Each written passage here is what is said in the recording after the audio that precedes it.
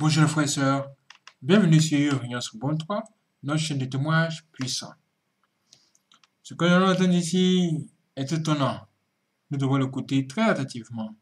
Révélation sur ce qui est sur le point d'arriver. Mais qu'est-ce qui est sur le point d'arriver?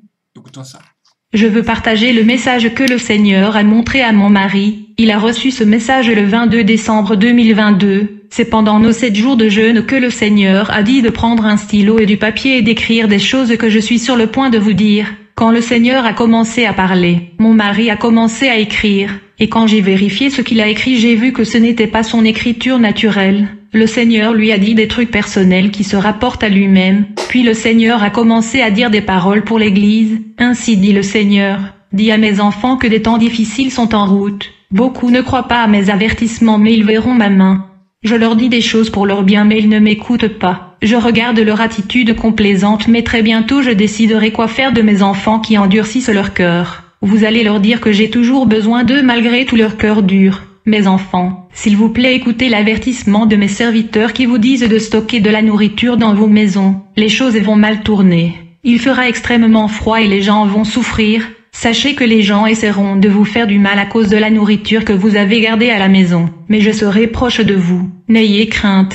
Dites à mes enfants dans les prochains jours que de mauvaises choses se produiront dans le monde. Vous verrez l'absence de services ferroviaires. Cela deviendra rare. Je ferai ce que j'ai prévu de faire. Je suis sur le point de le faire. Beaucoup de voitures ne pourront pas circuler sur le boulevard, encore moins l'avion. Le système de transport va s'arrêter. C'est le genre de choses qui sont sur le point d'arriver au monde moderne. Mes enfants refusent toujours d'écouter mes avertissements. Pourquoi? Je suis le Dieu qui vous aidera dans toutes les situations qui se produiront à vous mais vous ne voulez pas m'écouter. Pourquoi dites-vous beaucoup de choses sur mon fils? Ici le Seigneur avertit ceux qui disent que Jésus-Christ est le Dieu des étrangers. Où étiez-vous quand ce monde a été créé? Le Fils de Dieu était présent dans la création du monde mais où étiez-vous? Et qu'avez-vous fait ce jour de la création? Pourquoi raisonnez-vous comme des bébés fraîchement mis au monde par leur mère? Quand allez-vous grandir mes enfants? Je veux que vous changiez de pensée, sinon les ennuis à venir vous causeront à manquer mon royaume. Si vous continuez à ignorer mon avertissement et à endurcir votre cœur, vous verrez ce que je ferai là où vous êtes.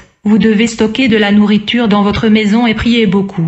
Car des temps amers sont sur le chemin mes enfants. Bien-aimés, prier beaucoup signifie prier tout le temps, le matin quand vous vous réveillez, quand vous êtes sur le point de manger, quand vous voulez boire de l'eau, quand vous voulez sortir, quand il est midi ou avant de dormir. Vous devez prier. Le Seigneur a dit que des temps amers sont en route. Seuls ceux qui écoutent et suivent les instructions et les avertissements que je donne à mes serviteurs pourront résister et être gardés quand ces temps difficiles qui arrivent. Quiconque veut me défier et me tester, qu'il lève la main. Dans la guerre à venir, je ne garderai sous mes ailes que ceux qui tiennent ma parole et qui marchent selon mes écritures. Si tu es perdu, reviens sur mon chemin, confesse ton péché. Comment veux-tu que je te parle? Je te parle par mon serviteur mais tu n'écoutes pas. Pourquoi es-tu si difficile à écouter?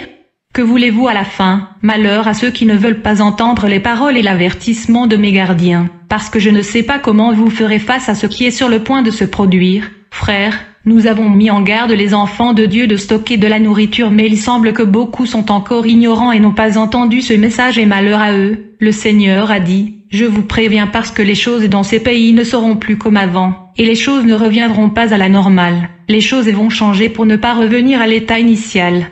Change vos pensées. Je suis votre Dieu, le Dieu d'Abraham, d'Isaac et de Jacob. Je veux que tu changes ton cœur car il reste peu de temps. Pour cette année 2023 qui commence, tu dois être intelligent. Les choses vont se passer d'un coup, et vous ne comprendrez pas ce qui l'a causé, et vous ne saurez pas quoi faire. Donnez-vous à ma parole de vie, renoncez à la vie pécheresse. Ceux qui décideront de revenir vers moi, je serai avec eux. Écoutez l'avertissement de mes sentinelles sinon vous mourrez dans vos péchés pour rien. Ne vous laissez pas distraire en ce moment. Ce que mes sentinelles vous disent vous devez le faire maintenant. Car il vient un moment où je ne donnerai pas de parole aux sentinelles pour avertir l'Église. Vous le remarquerez qu'ils ne vous avertiront plus. Je dis changez votre cœur et repentez-vous afin que vous puissiez être sauvés. Abandonnez le péché volontaire que vous aimez toujours commettre. Ceux qui ont des oreilles entendent mes paroles et mettent en pratique mon instruction.